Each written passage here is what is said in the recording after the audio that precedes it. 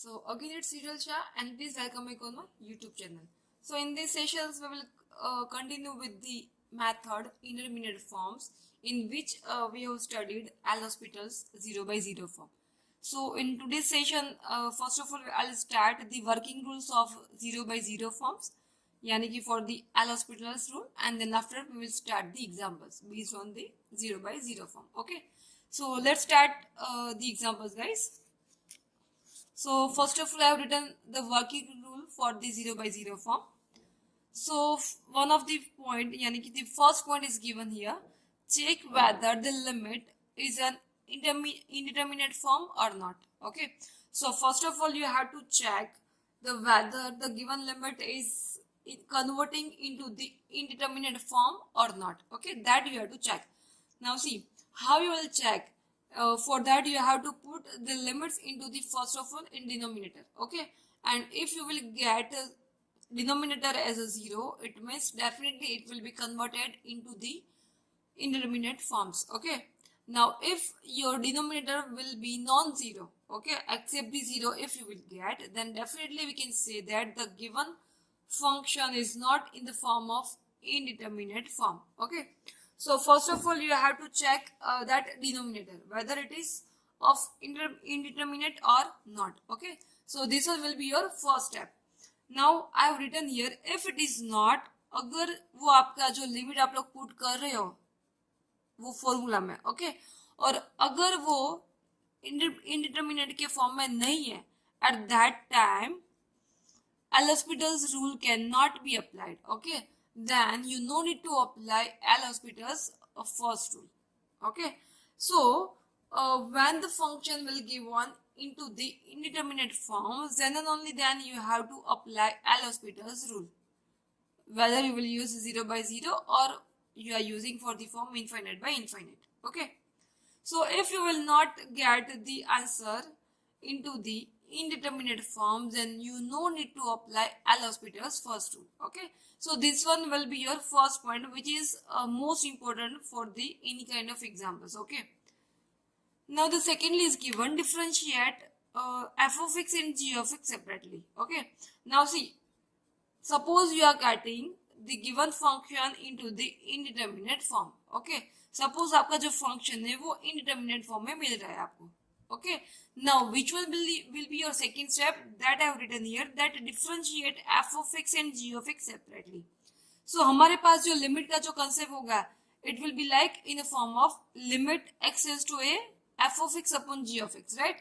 As I said before कि आपका जो function रहेगा question में, it will be kind of f of x upon g of x. Okay, तो वो वाले फॉर्म में रहेगा. तो यहाँ पे सेकेंड पॉइंट में क्या लिखा है, डिफरेंशिएट करना है दोनों को, f of x as well as g of x. ये दोनों का हमें क्या करना है, डिफरेंशिएशन करना है, लेकिन वो सेपरेटली करना है. सेपरेटली यानी कि f of x का भी अलग से करना है और g of x का भी अलग से करना है. ओके, अगर आप लोग साथ में करोगे दोनों का, then you have to apply u by v rule, which is not possible. Okay, so यहाँ पे आपको u by v का जो फॉर्मूला है डिवीजन रूल, वो आपको अप्लाई नहीं करना है. So that's why I have written here differentiate f of x and g of x separately. So f of x and g of x, ये जो दो फंक्शन है वो दोनों को आप सेपरेटली डिफरेंशिएशन अप्लाई करना है, दोनों का साथ में नहीं करना है. ठीक है, so this one will be your second point. Now the third point I am giving here, and it is given that if g dash a does not equals to 0. Okay, I mean g dash a, what will be your g dash a? As per our previous session, मैंने जो statement कराया था आपको 0 by 0 form का, वहां पे मैंने वो कंडीशन लिखी है साथ में, g dash of e does not equals to 0. Okay, so अगर g dash of e does not equals to 0, then limit will exist. Okay, so अगर ये 0 नहीं मिल रहा है, it means that will be non zero term, non zero number. ये आपको actual में क्या चाहिए, नॉन जीरो. सो अगर वो नॉन जीरो नंबर में मिल रहा है, then the limit will exist. Okay, it means you can differentiate, you can find its solution. Okay, so it may be finite. Now if f of g of it is equals to 0, अगर g of a आप put कर रहे हो, a यानी कि जो limit है वो वाला कंसेप्ट. ठीक है, like it's given x tends to 1, तो 1 यहाँ पे a की जगह पे आएगा, ठीक है। So if g of a equals to 0, अगर वो टर्म यानी कि अगर ये आपका denominator this one is being 0, then follow rule number 4 that we are doing right now on the, and here I have written its fourth rule, that differentiate f dash of x and g dash of x separately. So अगर आपको g dash a जो आप लोग g of a जो put कर रहे हो, अगर वो आपको 0 मिल रहा है, I mean if the denominator you will get 0 form, okay, then you have to move for the fourth rule, यानी कि into the next step again you will differentiate, okay, this f of x and g of x function, ठीक है। Now the next one, continue the procedure till the required value is reached. So ये continuously आपको करना है whenever you will not get the non-zero denominator, okay. So अगर आपका denominator 0 के form में मिल रहा है तो कंटिन्यूसली आपको ये प्रोसीजर फॉलो करनी है, okay. So like F of x का डिफरेंट अलग से डेरिवेटिव करना है, जी ऑफ एक्स का भी अलग से करना है, ओके। फिर से वो लिमिट पुट करनी है वहां पे, अगर फिर से वो 0 मिल रहा है डिनोमिनेटर में, then again you have to do one more derivative, okay. Now then after again you will put the limit whatever given into the equation, okay. फिर से रिपीट करो वो, फिर से वो पुट करो वो फंक्शन में, अगर फिर से वो 0 मिल रहा है तो आपको दोबारा यानी कि वो तीसरी बार भी आपको उसका डेरिवेटिव करना है, ठीक है। So this all are the working rules for the indeterminate forms. ज्यादातर आपको ये जो मैं समझाने जा रही हूँ उसके जो एग्जाम्पल्स है उसमें आपको थोड़ा ज्यादा पता चलेगा guys. So right now I am going to start the examples, and here I have written its first question, that evaluate limit x tends to 0 log of 1 minus x square upon log x. So this is the first examples based on the indeterminate form. So बहुत easy sums है guys, but if you learned these working rules then only then after otherwise or else you can't do this method. But I'm damn sure बहुत ही easy method है, सबको समझ में आ जाएगी, okay. So यहाँ पे मैंने क्वेश्चन लिखा है guys, limit x tends to 0 log 1 minus x square and log 1 cos x. So first of all you need to check whether the given limit is given into the indeterminate form or not, okay. So first आपको वो check करना है, so for that you have to put this limit into the denominator and then after you will put it into the numerator also, ठीक है। तो यहाँ पे आप लोग पुट करो गाइस cos 0 1 और log 1 हो जाएगा 0, राइट। और यहाँ पे अभी आप पुट करो गाइस x की जगह पे 0, तो बचेगा यहाँ पे log 1। सो log 1 अपॉन log 1 यानी कि 0, और यहाँ भी आपको log 1 मिला था, right. So 0 by 0 form, so here you are getting 0 by 0 form, okay. So I am starting it solution guys.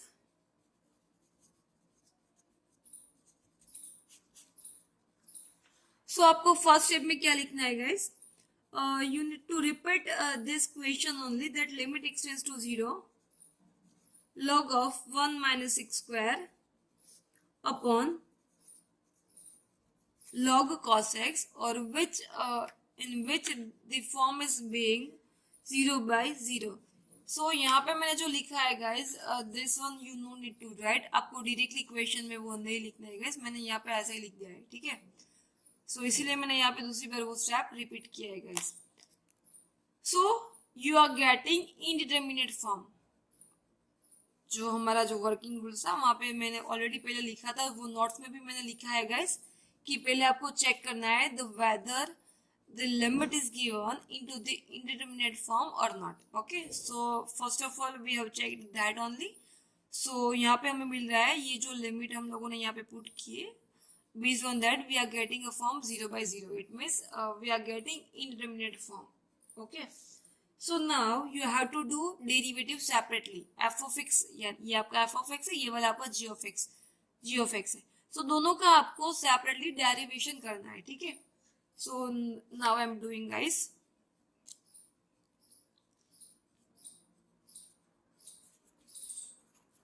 Limit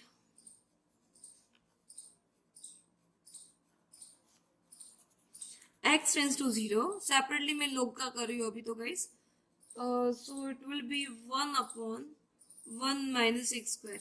log x का क्या बनेगा, right? बनेगा guys log x यानी कि 1 upon x, right? So यहाँ पे बनेगा 1 upon 1 minus x square, but still it's remaining 1 minus x square. So 1 का 0 हो जाएगा और minus x square का बनेगा यहाँ पे minus 2x. As well as we will apply into the denominator also. So log cos x. So पहले आपको log का करना है, फिर जाके हम लोग cos x का करेंगे, ठीक है? So पहले log का करते हैं guys. log का एक्चुअल में क्या बनेगा? That 1 upon x यानी कि 1 upon cos x. Now it's still remaining of cos x. So cos x का बनेगा guys. Differentiation आपको करना है. So it will be minus sin x. Okay. See guys, one more thing, it's very much important to say that without knowing differentiation, you can't able to solve these all the examples. Okay, definitely you can't solve. So आपको differentiation आना ही चाहिए, otherwise आप लोग ये method आपको possible नहीं है कि ये समझ में आए, ठीक है? Okay. Now see, ये minus minus sign मैं ऊपर नीचे वो cancel कर रही हूँ guys, so that it will be limit x tends to 0, 2x को एज इट इज रख रही हूं मैं, राइट? और यहाँ पे मैं बना रही हूँ साइन अपॉन कॉस यानी कि that will B tan x, right? So 1 minus x square into the tan x. Okay, and now you need to check here the given form is in which condition. Okay, and then after, so by checking the form, putting x tends to 0 here, so you will get here 0. अभी नीचे हम लोग देखते हैं tan 0 यानी कि sin 0 upon cos 0, so that will be 0 upon 1 यानी कि 0, right? 0 into 1, that will be 0. So again you will get here 0 by 0 form. Okay, now फिर से आपको मिल रहा है 0 by 0 form, तो कंटिन्यू आपको वैसे ही करना है. f of x का अलग से डेरिवेटिव करना है और g of x का भी आपको अलग से सेपरेटली डेरिवेशन करना है, ठीक है? So I am applying guys. Limit x tends to 0, ये f of x यानी कि 2x का बनेगा 2 और नीचे बनेगा you need to apply multiplication rule, ठीक है? So it will be 1 minus x square, tan x का बनेगा 6 square x plus tan x as it is रहेगा गाइस, और ये इनका बनेगा 1 का 0 और माइनस x का बनेगा minus 2x, ठीक है? Now you have to put the limits again in place of x. Okay, so जहां भी आपको x दिखाई दे रहा है guys, वहां पे आपको फिर से वो लिमिट पुट करनी है. So by putting the limits in place of x 0, you will get here sec 0. Sec 0 यानी कि 1 upon cos 0. Cos 0 यानी कि 1, right? So that will be 1. This one will be 1 and this one tan 0 यानी कि 0. Okay, तो ये वाला term आपका 0 बनेगा, बट ये वाला पार्ट आपका 1 बन रहा है. Okay, now you can see that your denominator is you are getting non-zero form. Okay, so जब भी आपको वो non-zero denominator मिल जाए, at that time you have to stop the procedure. Okay, and that will be your final answer. So यहाँ पे आपका जो denominator है ये वाला पार्ट 0 बन रहा है, लेकिन ये वाला पार्ट 0 नहीं बन रहा है, ठीक है? So here you are getting 2 upon 1. I'm writing here 2 upon 1. It means your answer will be 2. So this one will be your final answer. So I hope guys you all understood this example, and we are doing more practice guys. So for that I'm giving you here second sum, and here the question is given limit e raised to x plus e raised to minus x square minus 2 upon sin square x minus x square. Okay, so with the same procedure that first of all you need to check the whether the given example in the form of indeterminate or not. Okay, so for that you have to just put its limit. Okay, so by putting its limit, writing its solution first.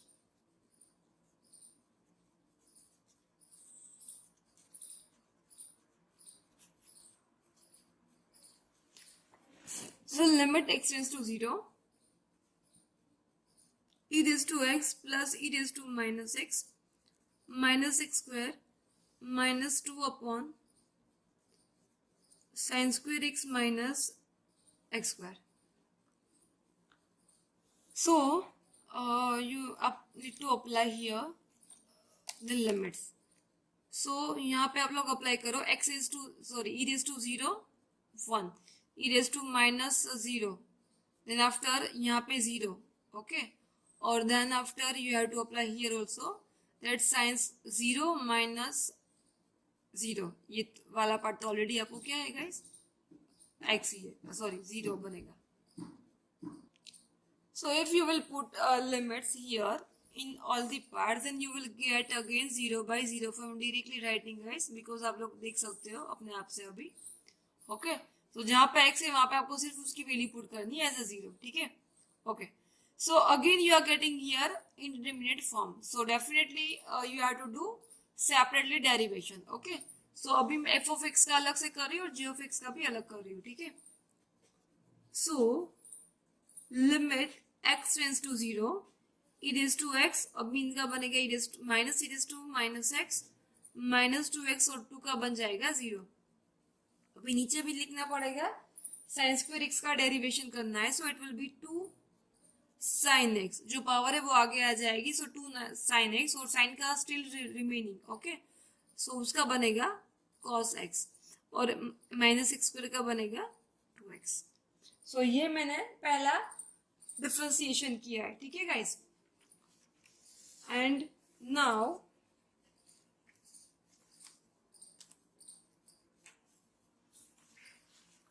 you have to check again the given function is coming in indeterminate form or not. Okay, so that again you have to check here guys, and definitely again you will get a 0.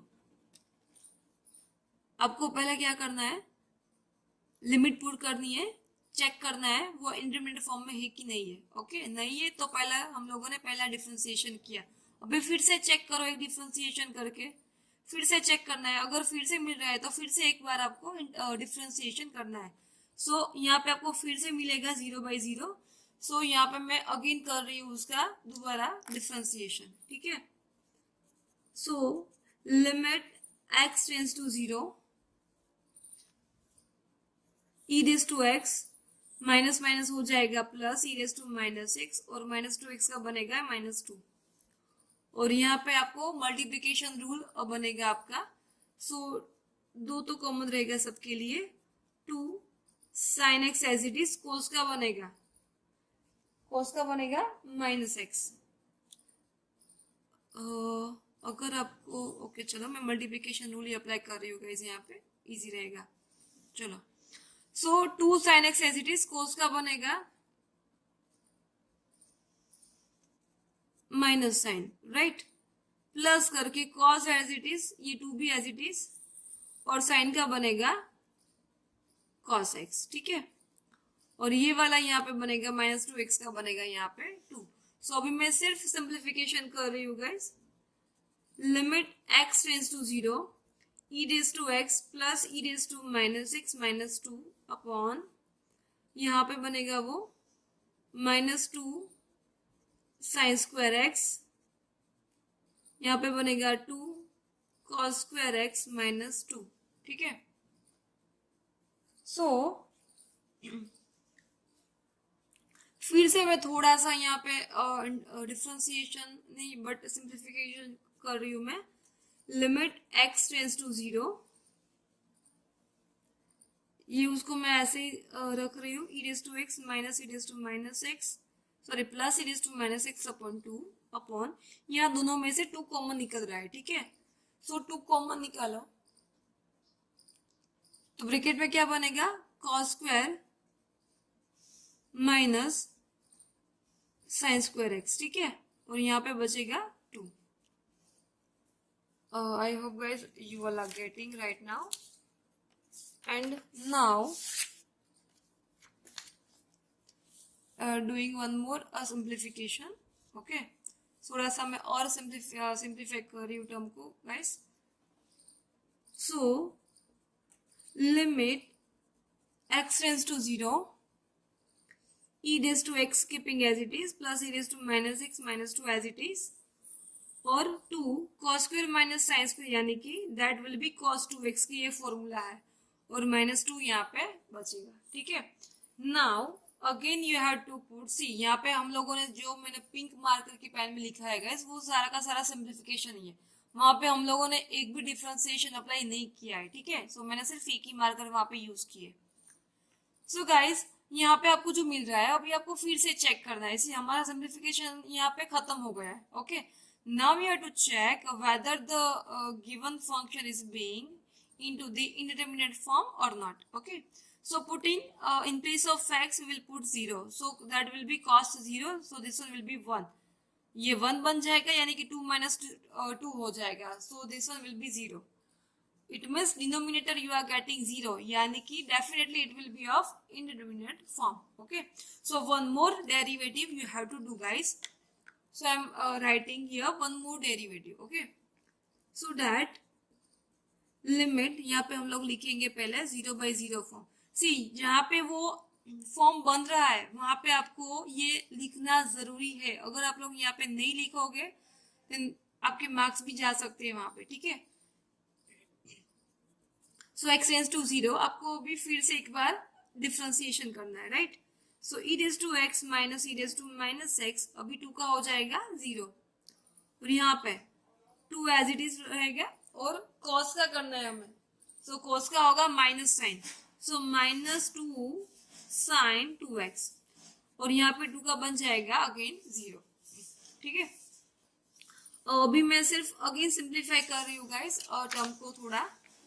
So limit x tends to 0, e raised to x minus e raised to minus 6 upon minus 4 sin 2x। अभी फिर से आप लोग यहाँ पे put करो sin 0। पहले आपको क्या करना है, सिर्फ डिनोमिनेटर में ही पुट करना है, यानी कि वो देखना है आपको। अगर यहाँ पे 0 मिला तो डेफिनेटली वो इंडिटरमिनेट फॉर्म का ही होगा, अगर यहाँ पे 0 नहीं मिला तो वो नहीं होगा, ठीक है।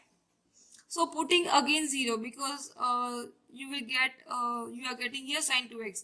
So if you will put here 0 then you will get sin 0, and sin 0 यानी कि 0. So again you are getting 0/0 form guys. So मैंने यहाँ पे लिखा है guys. So फिर से एक बार आपको यहाँ पे डिफरेंशिएशन करना है। So limit x tends to 0, e raised to x minus minus plus e raised to minus x upon minus 4 तो एज इट इज रहेगा गाइस, और साइन 2x का बनेगा 2 cos 2x, और अभी मैं सिर्फ सिंप्लीफिकेशन कर रही हूँ गाइस थोड़ा सा। So limit x tends to 0, e raise to x plus e raise to minus 6 upon minus 8 cos 2x, ठीक है। अभी आपको क्या करना है, यहाँ पे x की जगह पे 0 पुट करना है फिर से। सो cos 0 बन जाएगा यहाँ पे 1। सो गाइस ये वाला डिनोमिनेटर अभी आपका 0 नहीं बन रहा है, right. It means now you can stop the procedure. Okay, जहां तक आपको वो डिनोमिनेटर में 0 मिल रहा है till that you have to solve, you have to do the derivatives. Okay, so until you will get 0 into the denominator you will stop the procedure। Okay, so अभी मैं डायरेक्टली उसकी वैल्यू पुट कर रही हूँ। So by putting its limit e raised to 0 यहाँ पे हम लोग पुट करें, so this one will be 1, e raised to 0 यहाँ भी 1 बन जाएगा, 1 plus 1 यानी कि 2, अभी नीचे हो जाएगा minus 8 cos 0 यानी कि 1, it means you will get minus 1 upon 4। So guys this one will be your final answer। And now taking one more example, for the practice, guys. And here I have given its third example, and the question is given limit x tends to 0 tan x minus sin x upon x square. Okay, बहुत easy सम है guys, आप लोग अपने आप से भी कर सकते हो अगर आपको मेथड पता चल गई है तो guys, right. So first of all you need to check whether the given function is in the form of indeterminate or not. Okay, so वो पहले से ही मैंने वही वाला सम दिया है गाइस, उसे वो मैं रिपीट नहीं कर रही हूँ अभी. So directly I am writing limit x tends to 0 tan x minus sin x upon x square, and this one you are getting 0 by 0 form. So you need to do derivative. So limit x tends to 0, tan का बन जाएगा sec square x minus sin का बन जाएगा cos x, अभी x square का बनेगा यहाँ पे 2x. Again you will put here its limit, then again you will get 0 by 0 form. So फिर से एक बार आपको यहाँ पे डेरिवेटिव करना है उसका. So limit x tends to 0. Okay, यहाँ पे sec का करना है 2 sec x. ओके, पहले 2 आगे आ जाएगा 2 sec x. अभी sec का आपको फिर से करना है. sec का क्या बनेगा sec x इंटू दी tan x, राइट. और यहाँ पे आपको करना है cos का डिफ्रेंसिएशन, और cos का बनेगा minus sine, minus minus plus sine x, और यहाँ पे डिनोमिनेटर में बनेगा 2. अभी आपको फिर से और एक बार चेक करना है by putting limit here into the denominator. But यहाँ आप लोग देख सकते हो डिनोमिनेटर में आपको एक भी x नहीं मिल रहा है guys. It means you are getting non zero denominator. It means now you can stop your procedure. Okay, so आपको डिनोमिनेटर में नॉन जीरो टर्म नहीं मिले तब तक आपको उसका डिफरेंशिएशन करते जाना है, ठीक है. सो अभी मैं सिर्फ उसका सिंप्लीफिकेशन थोड़ा सा बना रही हूँ guys. Limit x tends to 0 to sec square x into tan x plus sin x upon 2. So now you just need to apply x as a 0. So sin 0 हो जाएगा 0, तो ये वाला टर्म निकल जाएगा, और tan 0 भी बन रहा है guys 0. So the 0 upon 2 and your answer will be 0 form. Okay, sorry, now it's visible guys. Yes, so ये पूरा का पूरा टर्म आपका 0 बन रहा है, और 0 upon 2 यानी कि 0. So guys, I hope you all understood my today's session as we did 3 examples, and now previous next sessions we will do more practice for the same method. Okay, so guys, if you like my today's session, then please don't forget to like and subscribe my YouTube channel. Thank you guys, bye bye.